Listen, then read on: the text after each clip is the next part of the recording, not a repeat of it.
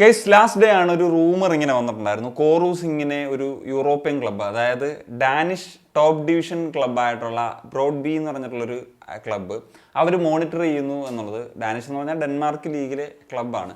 അപ്പോൾ ഇതൊരു പോസിബിൾ ആകുമോ, ഇനിയൊരു ഇതിലേക്കൊക്കെ എത്തുമോ എന്നുള്ള കാര്യമൊന്നും അറിയത്തില്ല. പക്ഷേ ഇങ്ങനത്തെ ഒരു സാധ്യത വന്നു കഴിഞ്ഞാൽ അത് ഏറ്റവും മികച്ച ഒരു കാര്യമായിരിക്കും. അത് ഒരു സൈൻ ചെയ്യുന്ന തരത്തിലേക്ക് വന്നു കഴിഞ്ഞാൽ, ഇപ്പം നമ്മൾ KBFC ഫാനൊക്കെയാണ്, പക്ഷേ ഈ ഒരു കാര്യത്തിന് വേണ്ടിയിട്ടാണ് അദ്ദേഹം KBFC ലീവ് ചെയ്യുന്നതെങ്കിൽ ഞാൻ പറയും ഇതൊരു മികച്ച ഡിസിഷൻ ആണെന്ന്. കാരണം ഇത് ചൂസ് ചെയ്യുന്നതിൻ്റെ ഏറ്റവും പ്രധാനപ്പെട്ട കാര്യം, ഒരിക്കലും, ഞാൻ റിപ്പീറ്റ് ചെയ്യുന്നു, ഒരിക്കലും ഇന്ത്യൻ സൂപ്പർ ലീഗിൽ നിന്ന് ഡയറക്റ്റ് പ്രീമിയർ ലീഗിലോ അല്ലെങ്കിൽ ടോപ്പ് 5 ഏതെങ്കിലും ഒരു ലീഗിലേക്ക് ഒരു ഇന്ത്യൻ പ്ലെയറെ കൊണ്ടുപോകാനുള്ള സാധ്യത ഇല്ല. അപ്പോൾ ഒരേ ഒരു സാധ്യത എന്ന് വെച്ച് കഴിഞ്ഞാൽ എങ്ങനെയെങ്കിലും യൂറോപ്പിൽ എത്തുക, അവിടുത്തെ ചെറിയ ലീഗുകളിൽ കളിക്കുക, അവിടെ നിന്ന് അവരുടെ സ്കൗട്ട്സ് പിക്ക് ചെയ്യുന്ന സാഹചര്യത്തിലേക്ക് വരിക എന്നുള്ളതൊക്കെയാണ് നടക്കാൻ പോകും. ഇപ്പം കോറൂസിനെ സംബന്ധിച്ചിടത്തോളം ഏറ്റവും പ്രധാനപ്പെട്ട ഒരു പ്രായത്തിലാണ് അദ്ദേഹം വന്ന് നിൽക്കുന്നത്. 18 വയസ്സായിട്ടുള്ളൂ. അദ്ദേഹത്തിൻ്റെ ആദ്യ ISL സീസണിൽ തന്നെ അദ്ദേഹത്തിന് 2 ഗോളും 4 അസിസ്റ്റും കോൺട്രിബ്യൂട്ട് ചെയ്തൊരു എക്സലൻറ്റ് പെർഫോമൻസ് തന്നെയാണ് നടത്തിയിട്ടുള്ളത്. അപ്പം ഈ ഒരു സാഹചര്യത്തിൽ അദ്ദേഹത്തിന് യൂറോപ്പ് ചൂസ് ചെയ്യാൻ സാധിച്ചാൽ, ഇതേപോലത്തെ ഒരു ചെറിയ യൂറോപ്യൻ ലീഗ്സ് ഒക്കെ ചൂസ് ചെയ്യാൻ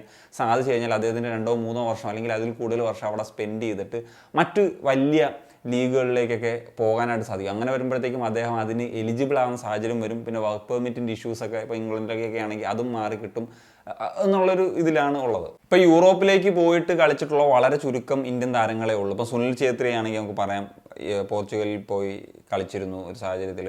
അതുപോലെ ഗുർപ്രീത് സിംഗ് സന്ധു ആണെങ്കിൽ നോർവേയിലെ സ്റ്റെബാക്ക് എന്ന് പറഞ്ഞിട്ടുള്ള ക്ലബ്ബിൽ കളിച്ചിരുന്നു. അതുപോലെ സുബ്രതോ പോൾ ഈ പറഞ്ഞ ഡാനിഷ് ലീഗിൽ തന്നെ പോയി കളിക്കാൻ സാഹചര്യം ഉണ്ടായി. ഏറ്റവും ഇപ്പം സന്ദേശ് സിംഗിന് ക്രൊയേഷ്യയിൽ പോകുന്ന ഒരു സാഹചര്യമൊക്കെ ഉണ്ടായി. മറ്റു പല പ്ലേയേഴ്സിനും ഓഫേഴ്സും ഒക്കെ വന്നിട്ടുണ്ടാകും. ഇപ്പം മുമ്പ് കേട്ടിരുന്നൊരു വാർത്തയാണ്, ലാലുക് സല ചാങ്തയ്ക്ക് നോർവേയിലെ ഒരു ക്ലബ്ബിൽ നിന്ന് ഓഫർ ചെയ്തു, പക്ഷേ പിന്നീട് അതും പോകുന്നില്ല. അങ്ങനെയൊക്കെയുള്ള സാഹചര്യത്തിലേക്കൊക്കെ പോവുകയായിരുന്നു.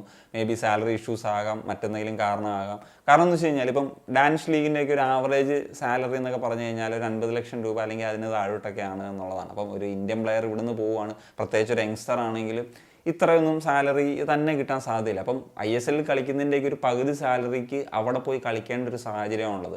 സോ ആ ഒരു ഡിസിഷൻ എടുക്കുക എന്ന് പറയുന്നത് വളരെ പ്രധാനപ്പെട്ട കാര്യമാണ്. ഇപ്പോൾ കോറൂസ് സിംഗ് എന്നൊക്കെ പറഞ്ഞാൽ ടീനേജറാണ്, അദ്ദേഹത്തിന് ഒരു വലിയ കരിയർ മുമ്പ് കിടക്കുകയാണ്.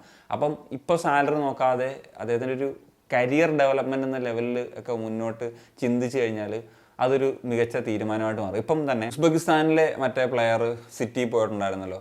അപ്പോൾ ആ ഒരു താരം ആദ്യം അദ്ദേഹം യൂറോപ്പിലേക്ക് എത്തുക എന്നുള്ള ഡിസിഷനാണ്, ചെറിയ ലീഗ് കളിക്കാവുന്ന ഡിസിഷനാണ്. വളരെ കുറഞ്ഞ സാലറി കളിച്ചു. അവിടെ നിന്ന് അദ്ദേഹത്തെ സ്കൗട്ട് ചെയ്തിട്ടാണ് സിറ്റിയിലെത്തി. ഇപ്പം അദ്ദേഹം ഒരു ISLലേക്ക് ഒരു പ്ലെയർ മേടിക്കുന്നതിൻ്റെ 10 ഇരട്ടി അതിന് മുകളിലൊക്കെ സാലറി മേടിക്കുന്ന ലെവലിലേക്ക് എത്തി. അതാണ് ആ ഒരു ബ്രേവ് ഡിസിഷൻ എടുക്കുക എന്ന് പറയുന്നത് വളരെ പ്രധാനപ്പെട്ട ഒരു കാര്യമാണ്.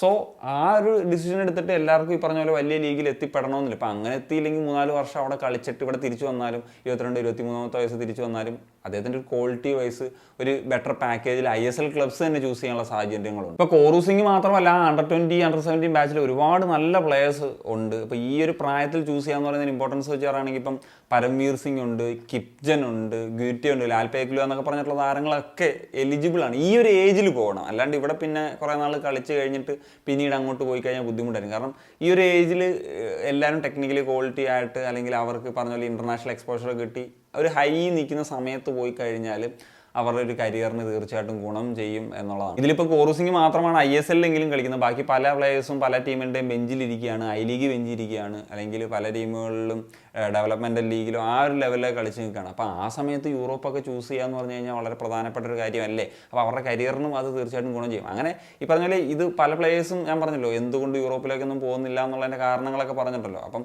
ഒരു കളക്റ്റീവായിട്ടുള്ള പ്രശ്നമാണ് ഇന്ത്യൻ ഫുട്ബോളിൻ്റെയൊക്കെ ഒരു ശാപം എന്ന് പറഞ്ഞാൽ. ചിലപ്പം ഈ ഒരു പ്രായത്തിൽ തന്നെ പല പ്ലേയേഴ്സിനും സാലറി ആയിരിക്കും ഗെയിം ടൈമോ അല്ലെങ്കിൽ അവരുടെ കരിയർ ഡെവലപ്മെൻറ്റിനെക്കാളിലൊക്കെ ഇമ്പോർട്ടൻ്റ് ആണ്. ഒരു സമയത്ത് തീർച്ചയായിട്ടും പണം ഇമ്പോർട്ടൻ്റ് ആണ്. പക്ഷേ ഈ ഒരു യങ്ങർ ഏജിൽ അവരുടെ കരിയർ ഡെവലപ്പ് ചെയ്ത് ഒന്ന് കൊണ്ടുപോകുക എന്ന് പറയുന്നൊരു ഫാക്ടറുണ്ട്. പിന്നെ അതിൽ ചിലപ്പോൾ ഈ ഏജൻസിൻ്റെ കളികളുമുണ്ട്. ഇപ്പോൾ ഏജൻസ് അവർക്ക് ബെറ്റർ സാലറി കിട്ടുന്ന ക്ലബ്ബ് ഇത് ചെയ്ത് കൊടുത്തു കഴിഞ്ഞാൽ അവർക്ക് ഈ പറഞ്ഞ പോലെ ഈ ഏജൻസി കമ്മീഷനൊക്കെ ഉണ്ടല്ലോ. അപ്പോൾ ഇത് ബേസ് ചെയ്തിട്ട് അവരെ ഗൈഡ് ചെയ്യുന്നതിനുള്ള പ്രശ്നങ്ങളൊക്കെ ഇതിനകത്തുണ്ട്. അപ്പം ആ ശാപങ്ങളൊക്കെ മാറണമെങ്കിൽ പറഞ്ഞ റെഗുലറായിട്ട് പ്ലേയേഴ്സ് പുറത്തൊക്കെ പോയി കളിക്കേണ്ട ഒരു സാഹചര്യമുണ്ട്.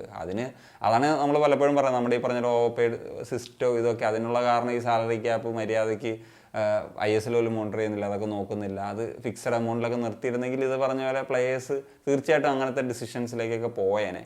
So that's it guys. അപ്പോൾ ഇതൊക്കെയാണ് ഈ ഒരു വിഷയത്തിൽ പറയാനുള്ളത്. അപ്പോൾ നിങ്ങളുടെ ഒപ്പീനിയൻസ് എന്താണ് തീർച്ചയായിട്ടും കമ്പോസ് ചെയ്യാൻ പറ്റുക. Signing off.